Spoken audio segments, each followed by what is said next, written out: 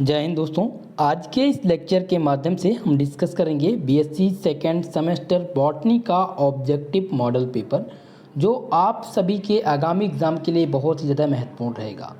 दोस्तों, आप जो सेकेंड सेमेस्टर में बॉटनी पढ़ रहे हैं उसका नाम है आर्गोनियटस एंड प्लांट आर्किटेक्चर। ये सिलेबस न्यू एजुकेशन पॉलिसी के तहत संचालित किया जा रहा है, यानी कि 2020 में जो नई शिक्षा नीति लागू हुई है उसके तहत आपका सेकेंड सेमेस्टर का एग्ज़ाम कराया जा रहा है। और नई शिक्षा नीति के तहत आप सभी यूनिवर्सिटी का पाठ्यक्रम जो है वो सेम हो गया है, तो आपको कंफ्यूज नहीं होना है। ये सभी के लिए है। अगर आप सेकेंड सेमेस्टर में हैं और आपका सेकेंड सेमेस्टर का एग्ज़ाम ऑब्जेक्टिव पैटर्न पर होना है तो ये वीडियो आपके लिए रामबाण सिद्ध होगी, क्योंकि यहाँ से लगभग 70% क्वेश्चन आपके एग्ज़ाम में रिपीट होंगे। आज हमने इस क्लास में टॉप 100 उन्हीं प्रश्नों को चुना है जो बार बार एग्ज़ाम में रिपीट हुए हैं। तो चलिए दोस्तों, क्लास को स्टार्ट करते हैं। जोरदार तरीके से सभी लोग वीडियो को लाइक कर दीजिए, शेयर कर दीजिए, और चैनल पर जो भी भाई बंधु हमारे साथ पहली बार जुड़ रहे हैं प्लीज़ चैनल को जरूर सब्सक्राइब कर लीजिएगा। पहला प्रश्न है कि in which character bryophyta differ from algae. Bryophyta किस लक्षण में शैवाल से अलग है? ऑप्शन दिया गया है एक कोशिकीय युग्म, दूसरा है मूलांग, या सी दिया गया कोशिकीय जैकेट युक्त जननांग, और ऑप्शन डी दिया गया चल पुमड़। तो आपको बताना है इनमें से बायोफाइटा किस लक्षण में शैवाल से अलग है। तो दोस्तों, जो बायोफाइटा है वो बहुकोशिकीय जैकेट युक्त जननांग के द्वारा शैवाल से अलग है, यानी ऑप्शन सी इस प्रश्न का सही आंसर होगा। नेक्स्ट प्रश्न देखिए।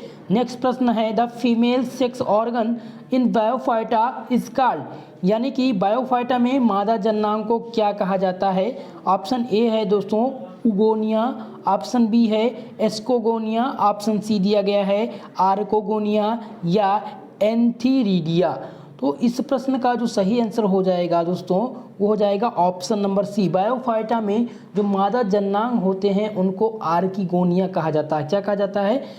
बायोफाइटा में जो मादा जननांग है उनको आर्किगोनिया कहा जाता है। नेक्स्ट क्वेश्चन देखते हैं। नेक्स्ट क्वेश्चन है कि amphibians of plant kingdom is known as, यानी पादप जगत में उभयचर माना जाता है। यहाँ पर प्रश्न पूछा गया आपसे कि पादप जगत में उभयचर माना जाता है। ऑप्शन ए दिया गया शैवाल, बायोफाइटस, कवक या टेरिडोफाइटा। तो इस प्रश्न का जो सही आंसर हो जाएगा दोस्तों वो हो जाएगा ऑप्शन नंबर बी बायोफाइटा। पादप जगत में जो उभयचर माना जाता है वो बायोफाइटा। बायोफाइटा क्या माना जाता है? पादप जगत में उभयचर माना जाता है। इसी प्रकार से ऑप्शन 20 क्वेश्चन का सही आंसर होगा। नेक्स्ट क्वेश्चन ध्यान देंगे। नेक्स्ट क्वेश्चन आपसे पूछा गया है in which of the following groups scale are the present, निम्नलिखित में से किस समूह में स्केल पाए जाते हैं? ऑप्शन ए दिया गया है दोस्तों पॉलीटाइक्रेल्स, ऑप्शन बी दिया गया मार्केल्स या एंथोसिरोटेल्स, या ऑल ऑफ द दिस। तो इस क्वेश्चन का जो सही आंसर हो जाएगा, यहाँ पर पूछा गया था स्केल्स, तो इस क्वेश्चन का जो सही आंसर हो जाएगा दोस्तों वो हो जाएगा मार्केनसेल्स हो जाएगा। ऑप्शन नंबर 20 क्वेश्चन का राइट आंसर होगा। चलिए नेक्स्ट क्वेश्चन देखते हैं। नेक्स्ट क्वेश्चन क्या पूछा गया है? पूछा गया है the main plant of the गेमेटोफाइटा।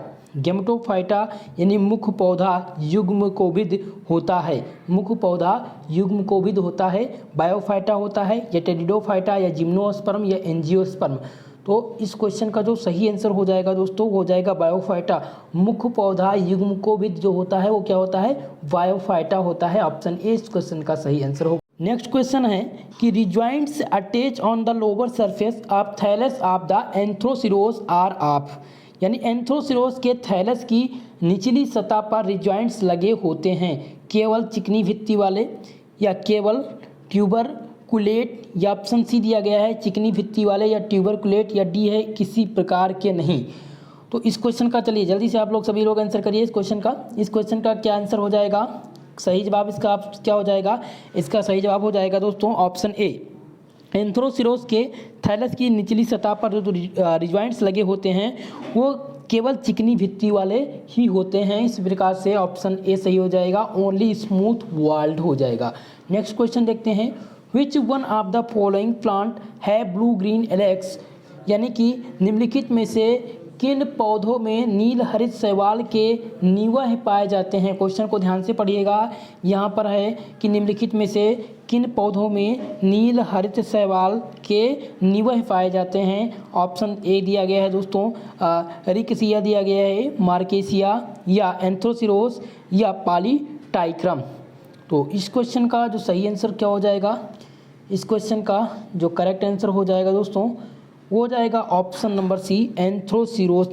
यानी कि एंथ्रोसिरोस जो है उनमें एंथ्रोसिरोस में नील हरित शैवाल के निवह पाए जाते हैं। इसी प्रकार से ऑप्शन सी इस क्वेश्चन का सही आंसर हो जाएगा। आप लोग इसका स्क्रीनशॉट लेते रहिएगा क्योंकि पीडीएफ में हो सकता है आपको आंसर टिक करके ना मिले।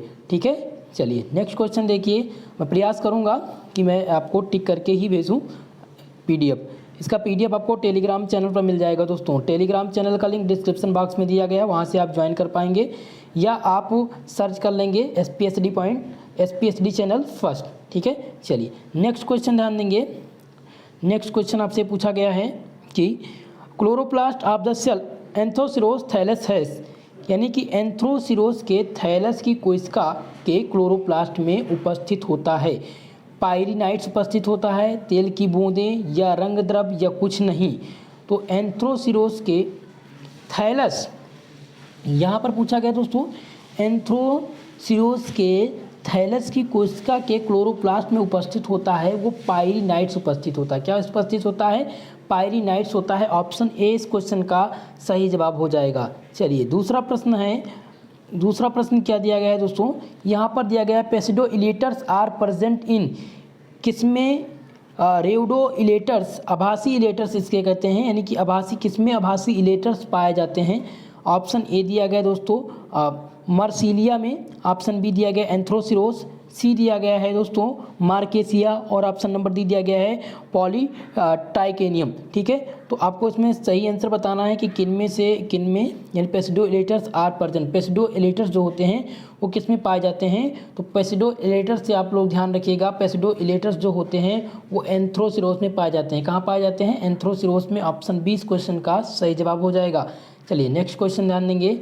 नेक्स्ट प्रश्न है कि in the sporophyta of the anthoceros the structure formed by the amphithecium is, यानी कि एंथ्रोसिरोस के स्पेरोफाइट में एम्फीथीसियम द्वारा निर्माण होता है। ऑप्शन ए दिया गया है क्ल्यूमेला का या आर्किस्पोरिया का या आर्किस्पोरियम एवं कैप्सूल भित्ति का या कोई नहीं। चलिए इस क्वेश्चन का जल्दी से सभी लोग आंसर करिएगा। ध्यान से इस क्वेश्चन को आप देख लीजिए। इस क्वेश्चन का आंसर आप करेंगे एंथ्रोसिरोस के स्पेरोफाइटा में एम्फीथीसियम द्वारा निर्माण होता है। तो एम्फीथीसियम द्वारा जो निर्माण होता है दोस्तों किसका होता है, वो होता है आर्किस्पोरियम एवं कैप्सूल भित्ति का होता है। ऑप्शन सी इस क्वेश्चन का करेक्ट आंसर होगा। जो सही जवाब हो जाएगा वो ऑप्शन नंबर सी हो जाएगा। चलिए नेक्स्ट क्वेश्चन देखते हैं। नेक्स्ट क्वेश्चन क्या पूछा गया है, क्ल्यूमेला ऑफ एंथ्रोसिरोस स्पेरोफाइटा इस फॉर्मेट बाई, एंथ्रोसिरोस का स्पेरोफाइटा के क्ल्यूमेला का निर्माण होता है एम्फीथीसियम में या एंडोथीसियम में, उपयुक्त में से दोनों में, उपयुक्त दोनों में होती है या किसी में भी नहीं। बहुत ही महत्वपूर्ण प्रश्न है दोस्तों, ये प्रश्न आपके एग्जाम में इस बार पूछा जाएगा, तो इसीलिए आप इसको तैयार कर लीजिएगा दोस्तों। तो एंथ्रोसिरोस का जो स्पेरोफाइटा का क्ल्यूमेला का निर्माण होता है वो एंडोथीसियम में होता है। ऑप्शन नंबर 20 प्रश्न का सही जवाब हो जाएगा। नेक्स्ट क्वेश्चन ध्यान देंगे। नेक्स्ट क्वेश्चन क्या पूछा गया है, पूछा गया है स्पेरोफाइटा of the anthoceros is डिफरेंटिएटेड into, यानी एंथ्रोसिरोस का स्पेरोफाइट भिन्नित होता है। ऑप्शन ए दिया गया है फुट सीटा व कैप्सूल में, फुट प्रभाजी प्रदेश व कैप्सूल में या किसी में भी नहीं या फुट व सीटा में। तो इसका जो सही जवाब हो जाएगा दोस्तों ये हो जाएगा एंथ्रोसिरोस का जो स्पेरोफाइटा भिन्न तो होता है वो होता है दोस्तों फुट प्रभाजी प्रदेश व कैप्सूल में होता है। ऑप्शन 20 क्वेश्चन का सही जवाब होगा। नेक्स्ट प्रश्न की तरफ बढ़ते हैं। नेक्स्ट प्रश्न क्या पूछा गया है, नेक्स्ट प्रश्न है कि the sporophyta of the anthoceros is protected by, यानी एंथ्रोसिरोस का बीजाणु जनक की रक्षा करता है। ठीक है, ऑप्शन ए दिया गया है कि गोपक यानी कि कैलिप्ट्रा, या ऑप्शन ए बी दिया गया है पर स्त्रीधानी, सी दिया गया है पर लिंगाधानी, और डी दिया गया है निवेस्ट। तो बहुत ही महत्वपूर्ण प्रश्न है। एंथ्रोसिरोस की जो बीजाणु जनक की रक्षा करती है वो क्या करती है? ऑप्शन नंबर यहाँ पर ए दिया गया है गोपक। ठीक है, यहाँ पर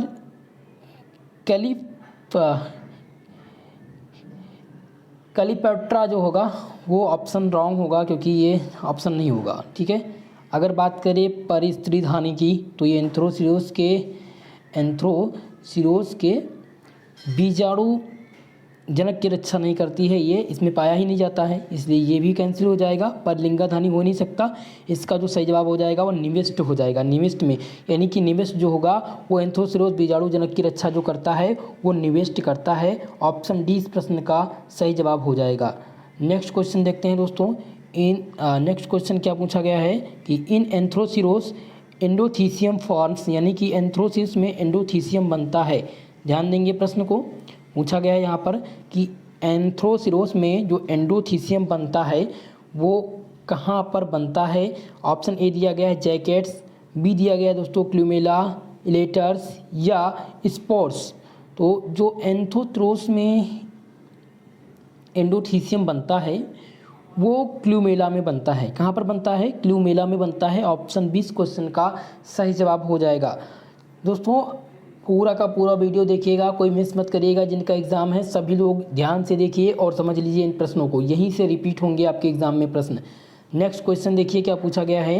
नेक्स्ट क्वेश्चन है कि meristematic zone in capsule is found इन, यानी कैप्सूल में मेरिस्टेमेटिक जोन पाया जाता है। ऑप्शन ए दिया गया है रिक्सिया में, या दिया गया मार्केसिया, या एंथ्रोसिरोस, या पॉलीटाइक्रम में। तो इसका यानी कि जो कैप्सूल में मेरिस्टेमेटिक जोन पाया जाता है वो एंथ्रोसिरोस में पाया जाता है। कहाँ पाया जाता है? एंथ्रोसिरोस में पाया जाता है। इसीलिए जो सही जवाब हो जाएगा ऑप्शन नंबर सी हो जाएगा। ठीक है, चलिए नेक्स्ट प्रश्न ध्यान देंगे। नेक्स्ट प्रश्न आपसे क्या पूछा गया है दोस्तों? नेक्स्ट प्रश्न है कि टेरिडोफाइटा का संवाहन क्रिप्टोगैम कहा गया है क्योंकि, यानी कि pteridophyta are the called the vascular cryptogams because, यानी कि इनमें स्टील रम पाई जाती है, या इनमें द्वितीयक वृद्धि होती है, इनमें बीजाणु धानियाँ पाई जाती है, या इनमें पीढ़ी एकांतरण होता है। तो ये प्रश्न बहुत ही ज़्यादा महत्वपूर्ण है दोस्तों। इस क्वेश्चन का जो सही आंसर होना चाहिए वो मुझे कंफर्म नहीं हो पा रहा हूँ। ये क्वेश्चन थोड़ा सा कंफर्म नहीं, कन्फ्यूज़न में है, तो इसको मैं आंसर आप लोग को नहीं बताऊँगा। मैं आपको इसका क्वेश्चन आंसर दे करके मैं आपको बाद में कमेंट बॉक्स में इसका आंसर बताने का मैं प्रयास करूँगा। स्क्रीनशॉट लीजिएगा प्रश्न, ये बहुत ही ज़्यादा महत्वपूर्ण है। ठीक है, चलिए नेक्स्ट क्वेश्चन की तरफ बढ़ते हैं। नेक्स्ट क्वेश्चन क्या कह रहा है दोस्तों? कह रहा है division of the Pteridophyta in which root are absent in, यानी कि टेरिडोफाइटा के किस प्रभाग में माफ करिएगा जड़ें अनुपस्थित होती हैं। ऑप्शन ए दिया गया है दोस्तों फिलिकोफाइटा, ऑप्शन बी दिया गया है स्पिनोफाइटा, या लाइकोफाइटा, या साइलोफाइटा। तो जो टेरिडोफाइटा जहाँ पर पूछा गया है टेरिडोफाइटा के किस प्रभाग में जो डिवीज़न जो जड़ होती हैं, रूट होती हैं, वो अनुपस्थित होती हैं। तो ये हो जाएगा साइलोफाइटा में। किसमें? साइलोफाइटा में होती हैं। ऑप्शन नंबर डी इस क्वेश्चन का राइट आंसर होगा। दोस्तों वीडियो पसंद आ रही हो प्लीज़ वीडियो को यार लाइक कर दीजिए। चैनल पर जो भी हमारे साथ पहली बार जुड़ रहे हैं प्लीज़ चैनल को जरूर सब्सक्राइब कर लीजिएगा और दोस्तों में शेयर करिएगा दोस्तों। चलिए नेक्स्ट क्वेश्चन है।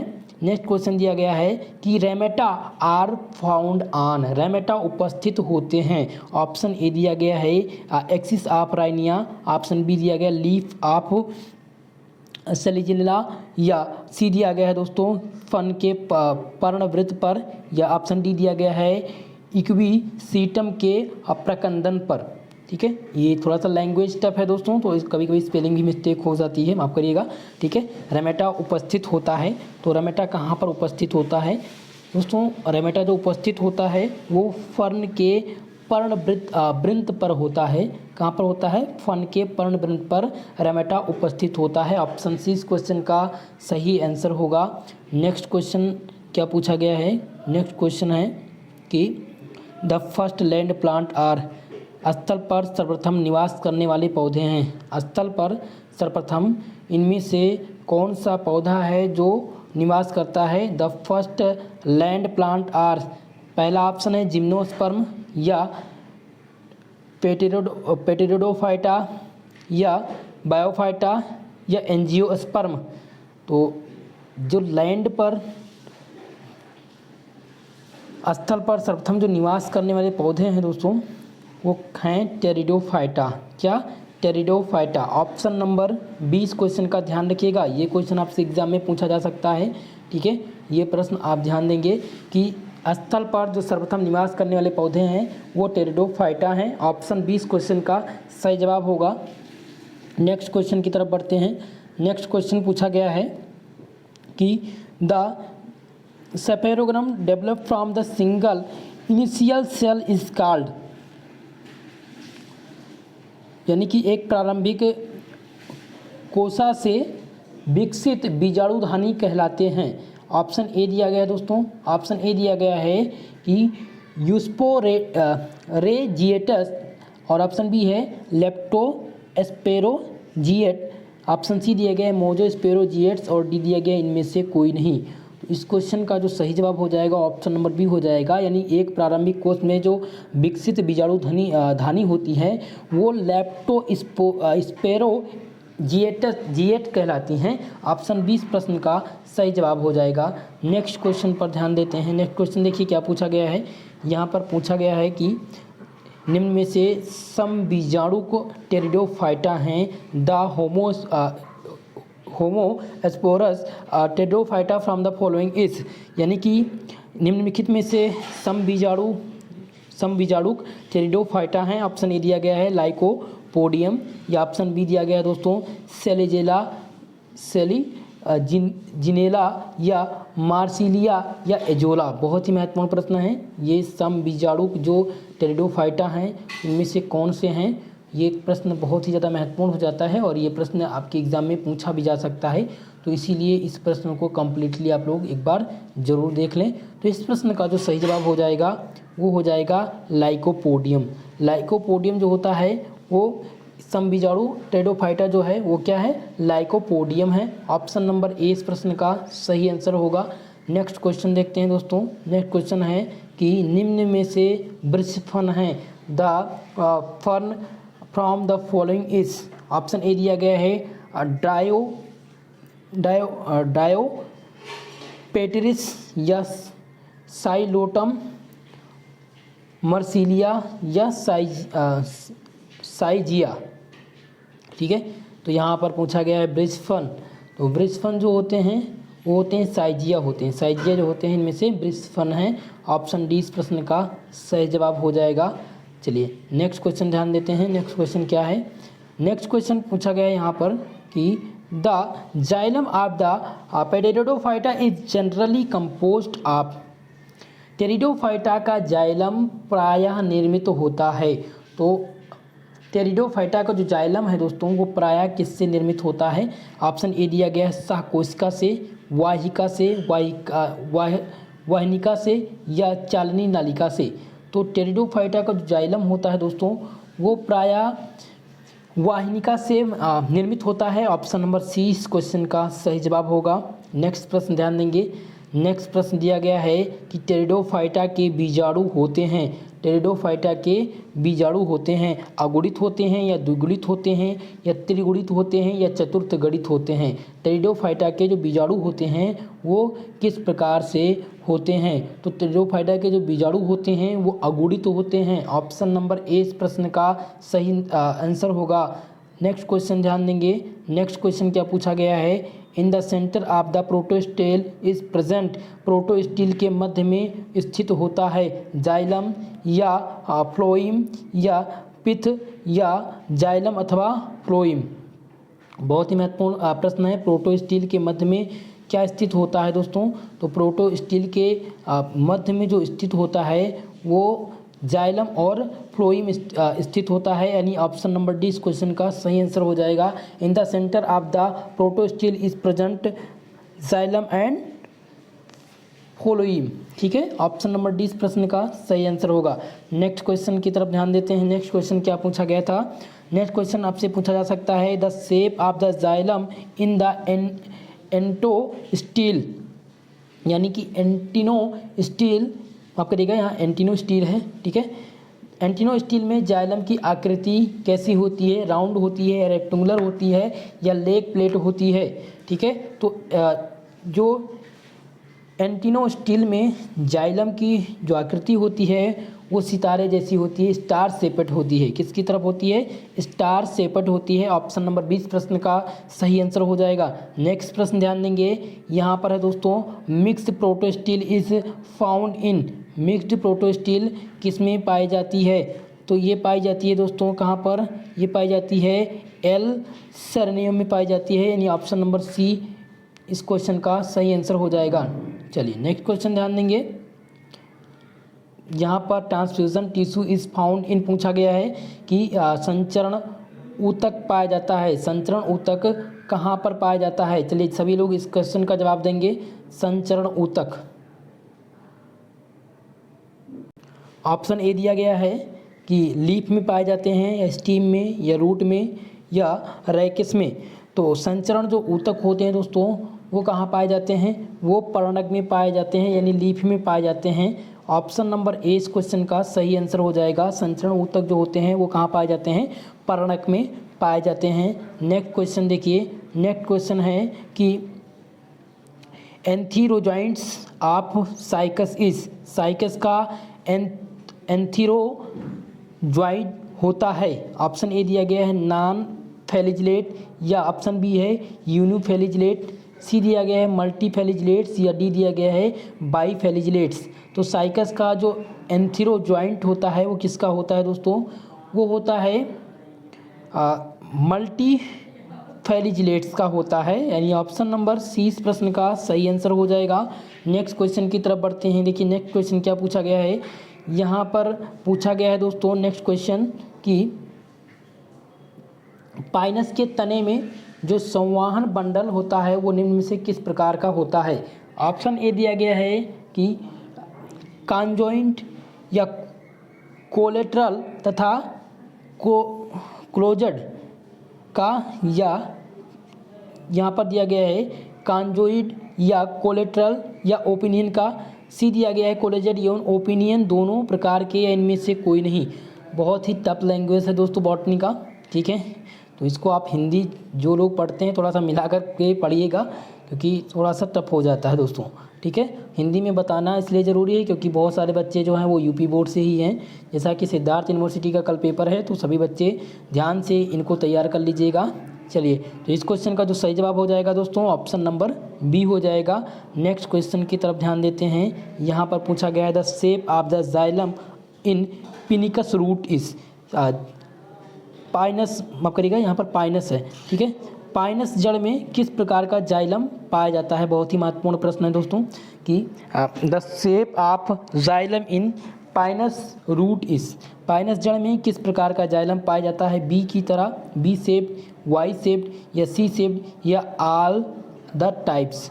तो इस क्वेश्चन का जो सही आंसर हो जाएगा वो हो जाएगा ऑप्शन नंबर बी, यानी वाई शेप्ड। जो पाइनस जड़ में जाइलम जो पाया जाता है वो वाई शेप का पाया जाता है। ऑप्शन 20 प्रश्न का सही आंसर हो जाएगा। नेक्स्ट क्वेश्चन की तरफ ध्यान देते हैं। नेक्स्ट क्वेश्चन है the following found in the stem and root of Pinus, यानी पाइनस के तने एवं जड़ में पाई जाती है।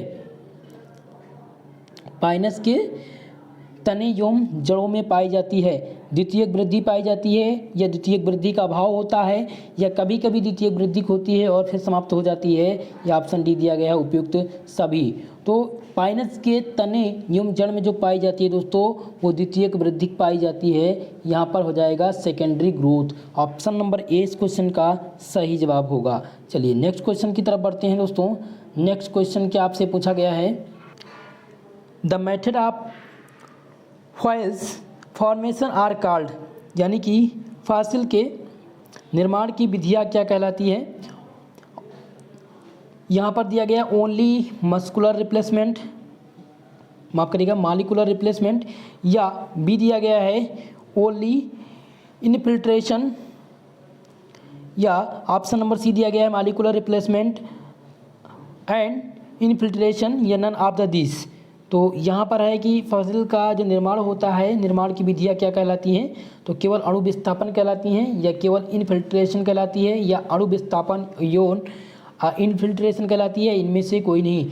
तो दोस्तों जो फॉसिल का निर्माण होता है उनकी जो विधियाँ कहलाती हैं वो अणु विस्थापन एवं इनफिल्ट्रेशन कहलाती हैं। क्या हो जाएगा इसमें, जो सही जवाब हो जाएगा वो हो जाएगा option number C, option number C, यानी कि molecular replacement and the infiltration. Option number C इस क्वेश्चन का सही जवाब होगा।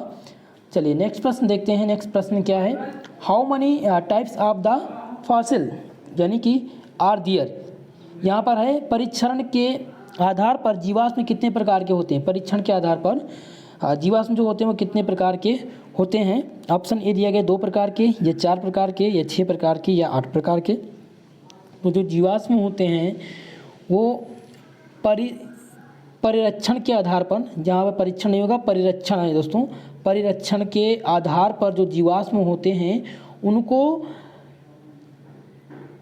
6 भागों में डिवाइड किया गया है। कितने भागों में, 6 भागों में डिवाइड किया। आप ध्यान रखेंगे कि जीवाश्म को परिरक्षण के आधार पर 6 भागों में बांटा गया है। नेक्स्ट क्वेश्चन ध्यान देंगे। नेक्स्ट क्वेश्चन है कि सबसे अच्छे लेकिन सबसे कम पाए जाने वाले जीवाश्म होते हैं। दिया गया the best but rarely found the fossil are, यानी कि सबसे अच्छे लेकिन सबसे कम पाए जाने वाले जीवाश्म जो होते हैं वो क्या कहलाते हैं। ऑप्शन ए दिया गया है यहाँ पर कि पार्टिफेशन, या स्पीडर, या कास्ट, या अंबर। बहुत ही महत्वपूर्ण प्रश्न है दोस्तों, ये प्रश्न रिपीट होगा आपके एग्जाम में, इसलिए इसको आप तैयार कर लीजिएगा। तो सबसे अच्छे जो जीवाश्म होते हैं वो पार्टिफेक्शन होते हैं, लेकिन ये कम पाए जाते हैं, इसलिए ऑप्शन नंबर ए इस क्वेश्चन का सही आंसर हो जाएगा। सही जवाब जो हो जाएगा ऑप्शन ए हो जाएगा। नेक्स्ट प्रश्न देखते हैं। नेक्स्ट प्रश्न क्या पूछा गया है। यहाँ पर प्रश्न पूछा गया है कि who is the father of palaeobotany. Palaeobotany का जनक कौन था। ऑप्शन ए दिया गया बीरबल साहनी, या आर्नोल्ड। इनमें से बताइए कि बहुत ही महत्वपूर्ण है, पेलियोबॉटनी का जनक कौन है। तो ध्यान रखिएगा दोस्तों, ये जनक इस बार पूछा जाएगा। डिस्कवर, खोजकर्ता, या शब्द किसने दिया, ये सभी पूछा जाता रहता है। तो यहाँ पर है पेलियोबॉटनी के जो जनक हो जाएंगे वो हो जाएंगे बीरबल साहनी। कौन हो जाएंगे, बीरबल साहनी। यहीं पर आप नोट कर लीजिएगा कि पूरा वनस्पति विज्ञान के जनक जो हैं वो बीरबल साहनी हैं। ऑप्शन नंबर ए इस प्रश्न का सही जवाब होगा। नेक्स्ट प्रश्न ध्यान देंगे। नेक्स्ट प्रश्न क्या पूछा गया है। यहाँ पर है दोस्तों, प्रोफेसर डी पंत है the divided gymnosperm into. Professor D Pant ने जिम्नोस्पर्म को विभाजित किया था 4 डिवीज़न में, 6 डिवीज़न, 3 डिवीज़न, या 8 डिवीज़न। चलिए सभी लोग इस क्वेश्चन का आंसर करेंगे जल्दी से। सभी लोग का आंसर आना चाहिए इस क्वेश्चन का। जल्दी से सभी लोग इस क्वेश्चन का जवाब देंगे। आपके पास 10 सेकंड है और आप सभी लोग इसका आंसर बताएंगे। चलिए इस क्वेश्चन का सही आंसर जो हो जाएगा दोस्तों वो हो जाएगा ऑप्शन नंबर बी, यानी कि प्रोफेसर डी पंत ने जिम्नोस्पर्म को 6 डिवीजन में विभाजित किया था। ऑप्शन नंबर 20 क्वेश्चन का सही आंसर होगा। नेक्स्ट क्वेश्चन ध्यान देंगे। पूछा गया है leaf trace is found in which part of the cycas. Cycas के किस भाग में लीफ ट्रेस पाई जाती है। क्या जड़ में पाई जाती है, या तना में पाई जाती है, या पत्ती में, या रेकिस में। तो साइकस के किस भाग में लीफ ट्रेस पाई जाती है। तो साइकस के स्टीम में, साइकस के स्टीम में लीफ ट्रेस पाई जाती है, यानी ऑप्शन सी इस क्वेश्चन का सही आंसर हो जाएगा। चलिए नेक्स्ट प्रश्न देखते हैं क्या पूछा गया है। बहुत ही महत्वपूर्ण है। यहाँ पर दिया गया है कि monoxylic wood is found in the leaf of cycas या पाइनस, या ऑप्शन दिया गया है एफिडा, ऑल ऑफ दिस। किस पौधे में मोनोजाइलिक कास्ट पाई जाती है? मोनोजाइलिक कास्ट बहुत ही महत्वपूर्ण है। क्या ये साइकस में पाई जाती है?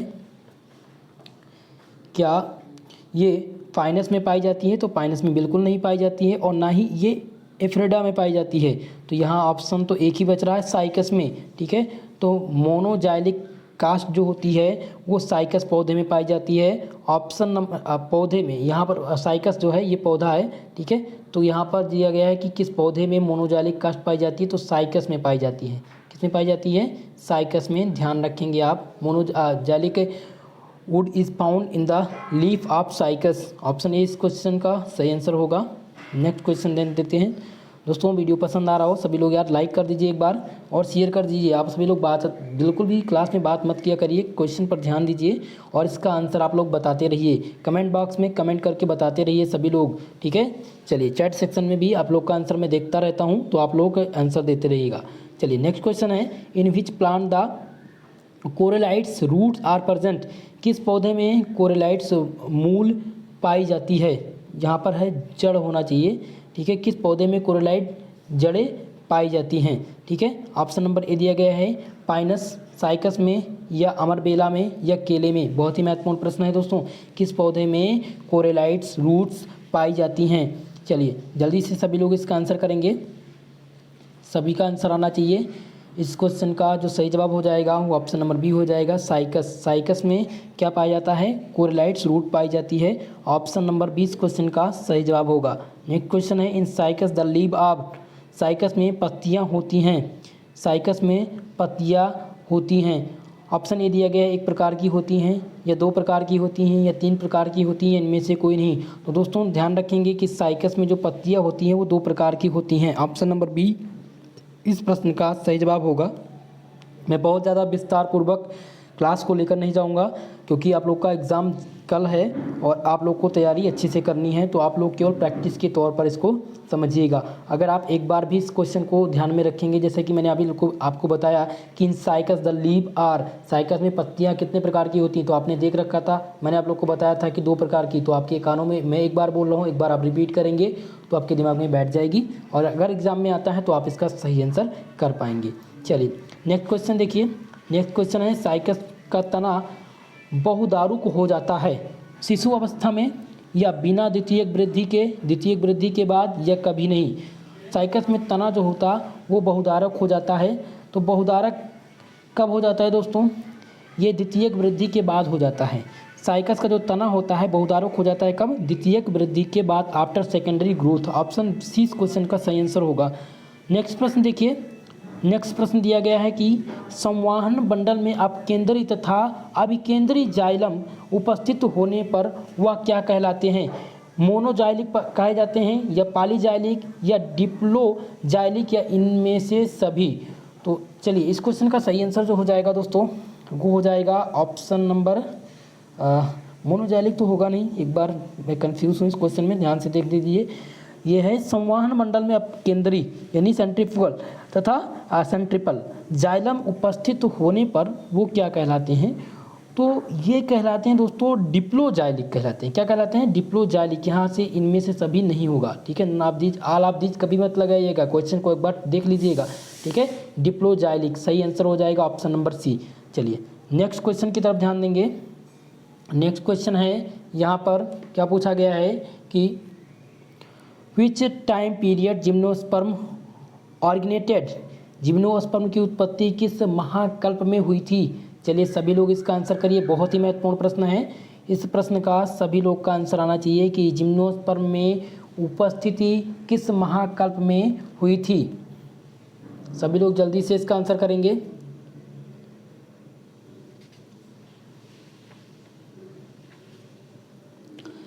ऑप्शन ए दिया गया है दोस्तों मीसोजोइक, ऑप्शन बी है आपका ओजोइक, ऑप्शन सी है आर्क ओजोइक, या डी दिया गया है सोनोजोइक। जिम्नोस्पर्म की उत्पत्ति जो हुई थी वो पेलियोजोइक महाकल्प में हुई थी। ऑप्शन नंबर 20 क्वेश्चन का सही जवाब हो जाएगा। चलिए नेक्स्ट क्वेश्चन ध्यान देंगे, यहाँ पर दिया गया है into how many years is geological time table divided, भूवैज्ञानिक समय सारणी को कितने महाकल्पों में बांटा गया है। बहुत ही महत्वपूर्ण प्रश्न है दोस्तों, सभी लोग का आंसर आना चाहिए इस क्वेश्चन का। ठीक है, यहाँ पर पूछा गया था कि भूवैज्ञानिक समय सारणी को कितने महाकल्पों में बांटा गया है। ऑप्शन ए दिया गया 3 या 5 या 7 या 8। ठीक है, तो इस क्वेश्चन का जो सही जवाब हो जाएगा वो ऑप्शन नंबर बी हो जाएगा। भूवैज्ञानिक समय सारणी को 5 महाकल्पों में बांटा गया है। ठीक है, अब इनका डिस्कशन जिनका एग्ज़ाम अभी बाकी है उनके लिए मैं अब चैप्टर बाइज चैप्टर आपको प्रोवाइड कराऊंगा। क्लास ना मिलने का कारण दोस्तों ये रहा है कि मैं 5 दिनों तक हॉस्पिटल लीव रहा हूँ। ठीक है, हॉस्पिटल में रहा हूँ, मेरी हेल्थ बहुत ज़्यादा, मेरा स्वास्थ्य बहुत ज़्यादा ख़राब था, इसी वजह से लगभग 15 दिनों तक आप लोग की क्लास नहीं हो पाई है। माफ़ करिएगा दोस्तों, लेकिन अब आपकी क्लास रेगुलर होगी। जो भी मुझसे हो सकता है मैं आप लोग के लिए बिल्कुल तत्पर हूँ और मैं आपको क्लास रेगुलर प्रोवाइड कराऊंगा। ठीक है, तो यहाँ पर पूछा गया था कि समय जो भूवैज्ञानिक समय सारणी है कितने महाकल्पों में बांटा गया है, तो भूवैज्ञानिक समय सारणी को 5 महाकल्पों में बांटा गया है। ऑप्शन 20 क्वेश्चन का सही आंसर होगा। Age of angiosperm is called, यहाँ पर है कि आवृत बीजियों का युग कहा जाता है। मोसोजाइक महाकल्प या सीनोजाइक, आर्कियोजोइक या पेलियोजोइक। ठीक है, पेलियोजोइक महाकल्प।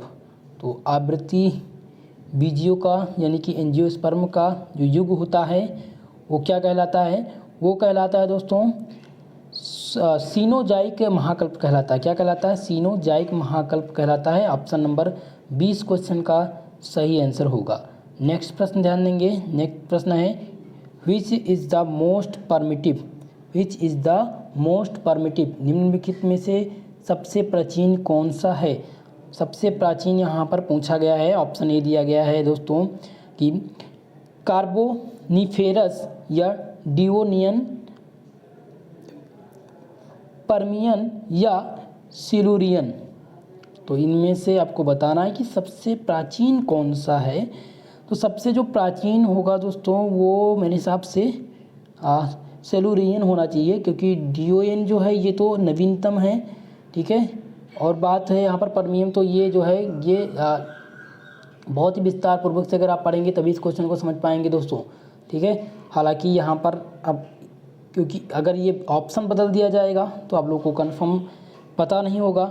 हालांकि अगर इसमें परमिटिव पूछा जाए तो ऑप्शन आप ध्यान रखिएगा सेलुरियन। अगर ऑप्शन में सेलुरियन रहेगा तो वही आपका सही आंसर होगा। ऑप्शन डी इस प्रश्न का सही जवाब होगा। चलिए नेक्स्ट क्वेश्चन है, नेक्स्ट क्वेश्चन दिया गया है दोस्तों द रिएक्ट एरा इज, यहाँ पर आधुनिक महाकल्प पूछा गया है कि इनमें से आधुनिक महाकल्प है सीनोजोइक, मेसोजोइक या प्रोटोरोजोइक या आर्कियोजोइक। इनमें से आपको बताना है आधुनिक महाकल्प। तो आधुनिक महाकल्प जो हो जाएगा वो माफ करिएगा दोस्तों, वो क्या हो जाएगा, सीनोजोइक हो जाएगा। ऑप्शन नंबर ए इस प्रश्न का सही आंसर होगा। चलिए नेक्स्ट क्वेश्चन की तरफ बढ़ते हैं। नेक्स्ट क्वेश्चन क्या पूछा गया है यहाँ पर दिया गया है कि चूसक रूट इज फाउंड, किसमें चूसक जड़ पाई जाती है। ऑप्शन ए दिया गया है कसकुटा में या यूटी कुटेलिया में या टापा में या इनमें से कोई नहीं। चलिए जल्दी से सभी लोग इसका आंसर बताएंगे, सभी का आंसर आना चाहिए इस प्रश्न का कि जो चूसक जड़ हैं वो किस में पाई जाती हैं। चलिए देखते हैं कितने लोग का आंसर आता है यहाँ पर।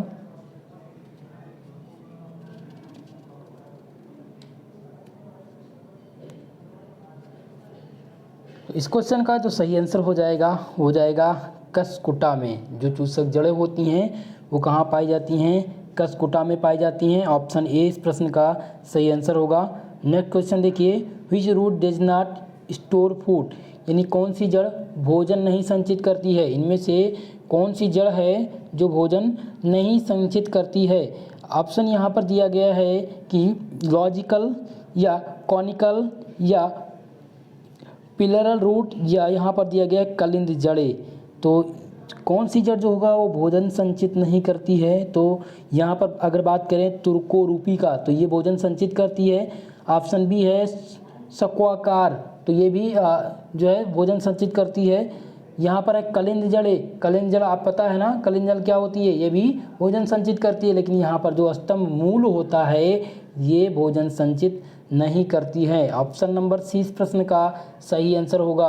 नेक्स्ट क्वेश्चन देखिए, यहाँ पर है रेस्पिरेटरी रूट इज फाउंड, श्वसन मूल पाई जाती हैं, श्वसन जो जड़ें होती हैं, रूट जो होती हैं वो पाई जाती हैं राइजोपस में पाई जाती हैं, या आर्किड में पाई जाती हैं, या वेलिसिनेरिया में पाई जाती हैं, या मैंग्रोव पौधों में पाई जाती हैं। तो श्वसन की जो मूल जड़ें होती हैं दोस्तों वो मैंग्रोव पौधों में पाई जाती हैं। ऑप्शन नंबर डी इस क्वेश्चन का सही जवाब होगा इनमें। नेक्स्ट प्रश्न है द फंक्शन ऑफ पेनिमेटाफोर इज, यानी कि न्यूमेटाफोर का कार्य क्या है। ऑप्शन ए दिया गया श्वसन, या संलग्नता, या सुरक्षा, या पोषण। तो न्यूमेटाफोर का जो कार्य होगा दोस्तों वो हो जाएगा श्वसन का। न्यूमेटाफोर का जो कार्य होता है वो किसका कार्य होता है, रेस्पिरेशन का होता है। ऑप्शन नंबर ए इस प्रश्न का सही जवाब हो जाएगा। नेक्स्ट क्वेश्चन देखिए, नेक्स्ट क्वेश्चन क्या पूछा गया है कि द जकड़ा जड़तंत्र पाया जाता है, यानी कि द जकड़ा root system is found in, जकड़ा जड़तंत्र कहाँ पाया जाता है, द्विबीजपत्री में, या एक बीजपत्री में, या टेरिडोफाइटा में, या शैवालों में। बहुत ही महत्वपूर्ण प्रश्न है दोस्तों, ध्यान दीजिएगा इस प्रश्न पर, ठीक है। तो जो जकड़ा जड़तंत्र होता है वो एक बीजपत्री में पाया जाता है। कहाँ पर पाया जाता है, एक बीजपत्री में पाया जाता है, यानी मोनोकॉट रूट में पाया जाता है। ऑप्शन नंबर 20 क्वेश्चन का सही जवाब हो जाएगा। ये डाइकॉट रूट में नहीं पाया जाता है, ना ही ये पेरिडोफाइटस में पाया जाता है, ये मोनोकॉट रूट में। अगर बात हो जकड़ा जड़तंत्र की तो आप ध्यान रखिएगा कि एक बीजपत्री। नेक्स्ट क्वेश्चन ध्यान देंगे, नेक्स्ट क्वेश्चन क्या दिया गया है कि अपस्थानिक जड़ विकसित होती है। अपस्थानिक जो जड़ होती हैं वो कहाँ पर पाई जाती हैं, मूलांकुर में से, या प्रांकुर से, या बीज पत्रधार से, या ऑप्शन डी दिया गया मूलाकुर के अतिरिक्त पौधों के किसी अन्य भाग से। तो अनुपस्थित जो अपस्थानिक जड़ विकसित होती हैं दोस्तों वो कहाँ पर होती हैं, वो होती हैं मूलाकुर के अतिरिक्त पौधे के किसी अन्य भाग से होती हैं। ऑप्शन नंबर डी इस प्रश्न का सही जवाब होगा। नेक्स्ट क्वेश्चन आप ध्यान देंगे, नेक्स्ट क्वेश्चन यहाँ पर क्या पूछा गया है, नेक्स्ट क्वेश्चन है कि तने में जो समान स्थिति के अतिरिक्त किसी अन्य स्थिति में निकलने वाली कलिका कहलाती है। अतिरिक्त कक्षीय कलिका या सहायक कलिका कहलाती है, या अपस्थानिक कलिका कहलाती है, या पार्श्वीय कलिका कहलाती है। तो इस क्वेश्चन का जो सही जवाब हो जाएगा ऑप्शन सी हो जाएगा दोस्तों।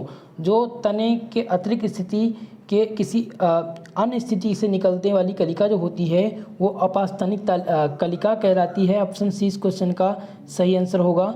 नेक्स्ट प्रश्न ध्यान देंगे, यहाँ पर दिया गया है कि tail stem is found, the tail stem is found, यानी पुच्छ तना में, पुच्छ तरा जो होता है वो किस में पाया जाता है, बाँस में पाया जाता है।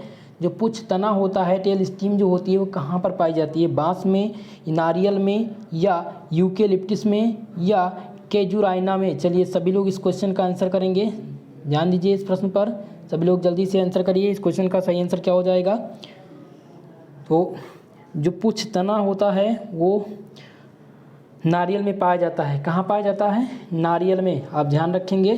कोकोनट, ऑप्शन 20 प्रश्न का सही जवाब होगा।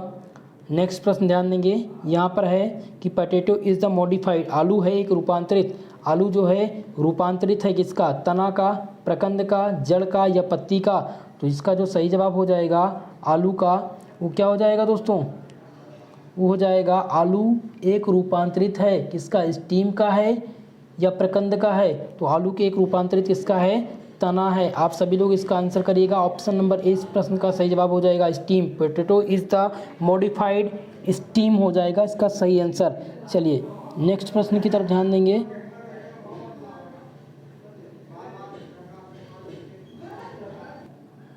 चलिए नेक्स्ट क्वेश्चन देखते हैं। नेक्स्ट क्वेश्चन है कि basal and supporting cell are found is, basal और सपोर्टिंग सेल जो होती है वो कहाँ पाई जाती हैं, यानी वाहिकाएं तथा सहायक कोशिका पाई जाती हैं। ऑप्शन ए दिया गया है दोस्तों आवृत्ति बीजिक पादप में, या टेरिडोफाइटा में, या बायोफाइटस में, या थैलोफाइटस में। तो ध्यान देंगे इस प्रश्न का जो सही जवाब हो जाएगा ऑप्शन नंबर ए हो जाएगा। वाहिकाएं तथा सहायक कोशिका जो पाई जाती हैं वह आवृत्ति बीजी पादपों में पाई जाती हैं। ऑप्शन ए इस क्वेश्चन का सही आंसर होगा। नेक्स्ट क्वेश्चन देखिए, जो अगला क्वेश्चन है दोस्तों वो है कि ट्यूनिका का फर्स्ट सिद्धांत प्रस्तुत किया था किसने? न गेली ने या हैंस्टीन ने या सिमिड ने या एवरलैंड ने। तो जो ट्यूनिका का कर्पस सिद्धांत था वो किसने प्रस्तुत किया था? तो ये सिद्धांत जो है ये प्रस्तुत किया गया था सिमिड के द्वारा। किसके द्वारा? सिमिड के द्वारा। ऑप्शन नंबर सी इस प्रश्न का सही जवाब हो जाएगा।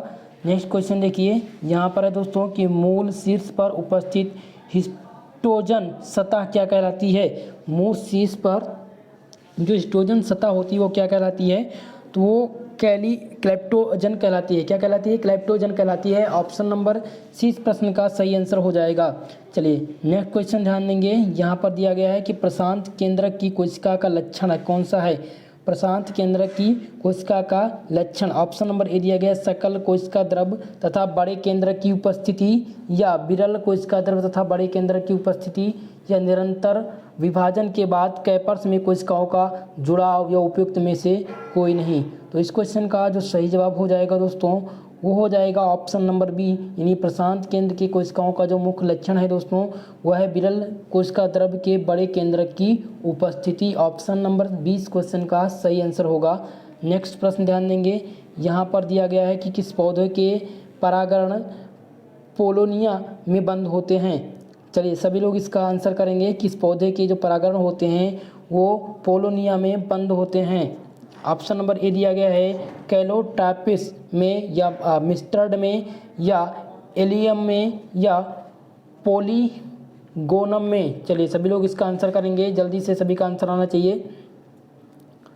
इस प्रश्न का करेक्ट आंसर क्या हो जाएगा? सभी लोग आंसर करके जल्दी से बताइए।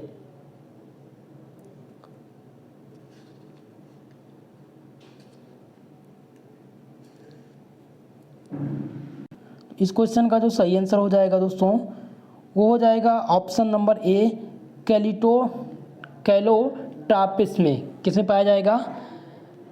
यानी कि कैलोटापिस में परागण पोलोनिया जो होते हैं वो बंद रहते हैं। यानी किस पौधे में परागण पोलोनिया बंद रहते हैं? तो वो कैलोटापिस में। किसमें बंद होते हैं? कैलोटापिस में बंद होते हैं। ऑप्शन नंबर ए इस प्रश्न का सही आंसर होगा। चलिए नेक्स्ट क्वेश्चन ध्यान देंगे। नेक्स्ट क्वेश्चन क्या दिया गया है कि परागण के ब्रायचोल में पर पाई जाने वाली क्यूटिन कहलाती है? ऑप्शन ए है बैकुला, या नेक्साइन, सेक्साइन, या स्पेरोलेनिन। तो इस क्वेश्चन का जो सही जवाब हो जाएगा दोस्तों वो क्या हो जाएगा? जल्दी से सभी लोग कमेंट करके बताइए कि इस क्वेश्चन का सही आंसर क्या होगा। तो इस क्वेश्चन का जो सही जवाब हो जाएगा वो ऑप्शन नंबर डी हो जाएगा, स्पेरोलेनिन। परागण के वाय चोल पर पाई जाने वाली क्यूटिन जो होती है वो स्पेरोलेनिन कहलाती है। ऑप्शन नंबर डी इस क्वेश्चन का सही आंसर हो जाएगा। नेक्स्ट क्वेश्चन दिया गया है कि लघु बीजाणु अधिकतर होते हैं, लघु बीजाणु अधिकतर होते हैं हेलिप्लाइड, या डीप्लाइड, या ट्रिप्लाइड, या पॉलीप्लाइड। तो इस क्वेश्चन का यानी कि लघु जो बीजाणु होते हैं वो अधिकतर हेलिप्लाइड्स होते हैं। क्या होते हैं? हेप्लाइड्स होते हैं, माफ करिएगा, हेप्लाइड्स होते हैं। ऑप्शन नंबर ए इस प्रश्न का सही आंसर होगा। चलिए नेक्स्ट क्वेश्चन ध्यान देंगे। नेक्स्ट क्वेश्चन है कि the study of pollen present in the atmospheric air is called. वातावरणीय वायु में उपस्थित परागण का अध्ययन जो होता है वो क्या कहलाता है? वो क्या कहलाता है? सभी लोग इसका आंसर करेंगे जल्दी से। इस प्रश्न का जो सही जवाब हो जाएगा वो क्या हो जाएगा? ये परागण विज्ञान यानी जो आपकी 8वीं यूनिट है उससे रिलेटेड प्रश्न है। तो उसका जो सही आंसर हो जाएगा सभी लोग बताइए। तो इसका जो सही आंसर हो जाएगा दोस्तों वो हो जाएगा एपिरोपेलिनोलॉजी। जो वातावरणीय वायु में उपस्थित परागण होते हैं उनके अध्ययन को क्या कहा जाता है? एपिरोपेलिनोलॉजी कहा जाता है। ध्यान देंगे, एरोपेलिनोलॉजी कहा जाता है। ऑप्शन नंबर इस क्वेश्चन का सही आंसर होगा। नेक्स्ट क्वेश्चन ध्यान देंगे, यहाँ पर दिया गया है the correct sequence of pollen grain will be, वाल विल बी। ठीक है, परागण भित्ति का सही अनुक्रम क्या है? परागण भित्ति का जो सही अनुक्रम है वो क्या होगा? तो परागण भित्ति का जो सही अनुक्रम हो जाएगा वो हो जाएगा एंटाइन, उसके बाद में आएगा नेक्साइन, और उसके बाद में आएगा सेक्स लाइन। ठीक है, ऑप्शन नंबर सी इस क्वेश्चन का सही आंसर होगा। चलिए नेक्स्ट क्वेश्चन ध्यान देंगे। अगला प्रश्न क्या दिया गया है, एन एंगुलर और ट्रैपेट पोलियन ग्रेन इज कॉल्ड, यानी कि वलयाकार अथवा फीतेनुमा युक्त वाला परागण क्या कहलाता है। ऑप्शन ए दिया गया है ये काला पेरेटा या पोरेटा या जेनेट या एकल प्लेट। ठीक है, तो वलयाकार अथवा जो फीतेनुमा परागण होता है वो क्या कहलाता है, वो कहलाता है जोनेट कहलाता है। जोनेट जो होता है वो वलयाकार तथा फीतेनुमा युक्त वाला परागण होता है। ठीक है, ऑप्शन सी इस प्रश्न का सही आंसर हो जाएगा, जोनेट। चलिए नेक्स्ट क्वेश्चन है, यहाँ पर है कि किस पदार्थ के कारण परागण जीवाश्मों में सुरक्षित रहते हैं। ऑप्शन नंबर ए दिया गया है पेक्टोसेलुलोज या स्पेरोलेनिन, कार्बोहाइड्रेट या सेलुलोज। चलिए बहुत ही महत्वपूर्ण प्रश्न है कि किसके कारण परागण के जीवाश्म जो होते हैं वो सुरक्षित रहते हैं। तो इसका जो सही आंसर हो जाएगा वो हो जाएगा सेलुलोज। सेलुलोज पदार्थ के कारण जो परागण के जीवाश्म होते हैं वो क्या होते हैं दोस्तों, सुरक्षित होते हैं। नेक्स्ट क्वेश्चन है, the first requirement of pollen is the germinated is. ठीक है, यहाँ पर जो सही आंसर हो जाएगा इस क्वेश्चन का यानी कि जो परागण के अंकुरणीय के लिए प्राथमिक आवश्यकता दी जाती है वो जल योजल की दी जाती है। किसकी दी जाती है, हाइड्रेशन की दी जाती है, जल योजल इसे कहते हैं हिंदी में। ठीक है, हाइड्रेशन ध्यान रखिएगा कि first requirement of the pollen is germinated by the hydration. Option D इस क्वेश्चन का सही आंसर होगा। तो दोस्तों आज हमने टॉप 100 MCQ प्रश्नों को डिस्कस कर लिया, यानी ऑब्जेक्टिव टाइप प्रश्नों को डिस्कस कर लिया। अगर आप ये कम्प्लीटली तैयार कर लेते हैं तो ये मानकर चलिए कि यहाँ से 70 क्वेश्चन आपके एग्ज़ाम में रिपीट होंगे। इसका PDF मैं आपको अभी टेलीग्राम चैनल पर प्रोवाइड करा दे रहा हूँ, जहाँ पर आप इसको एक बार रिवीजन कर लीजिएगा। मैं प्रयास करूँगा कि क्वेश्चन भी आपको टिक करके मिल जाए। और साथ ही साथ दोस्तों अगर आपको हमारी ये वीडियो पसंद आई हो प्लीज़ वीडियो को लाइक कर दीजिए। चैनल पर जितने भी हमारे भाई बंधु जुड़े हैं पहली बार, दोस्तों सभी लोग से निवेदन है चैनल को ज़रूर सब्सक्राइब करें। बगल में बेल आइकन का निशान होगा, उसको आप प्रेस कर लीजिएगा। अगर आप उसको ऑन करेंगे नोटिफिकेशन बेल, तभी आपको क्लास का नोटिफिकेशन मिलेगा। आपको जो लाइव क्लास मिलेगी रोज़ रात 8 और 9 बजे क्लास आपको मिलेगी। ठीक है दोस्तों, तो आप सभी लोग से निवेदन है कि ज़्यादा से ज़्यादा लोगों में शेयर कर दीजिएगा। और आपको अगर कन्फ्यूज़न है, कोई क्वेश्चन है आपका, तो कमेंट बॉक्स में आप पूछ सकते हैं, आपके कमेंट का जवाब दिया जाएगा। दोस्तों आज के लिए बस इतना ही, मिलते हैं अगली क्लास में, तब तक के लिए जय हिंद जय भारत।